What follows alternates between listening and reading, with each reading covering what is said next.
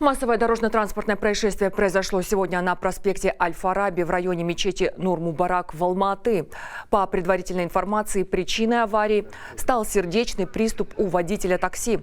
Мужчине стало плохо за рулем, после чего автомобиль остался без управления и столкнулся с несколькими транспортными средствами, включая Ford, Chevrolet, Subaru, Volkswagen и городской автобус номер 127. Водитель скончался на месте. В департаменте полиции подтвердили, что ДТП произошло из-за резкого ухудшения состояния здоровья мужчины за рулем. Водитель автомашины марки BYD 75 года рождения, следуя по проспекту Аль-Фараби в западном направлении, ввиду резкого ухудшения здоровья допустил столкновение с 5 автотранспортами, которые следовали попутно. По предварительным данным, мужчине стало плохо. Предварительный диагноз – сердечная недостаточность. Констатирована смерть. Обстоятельства другие устанавливаются.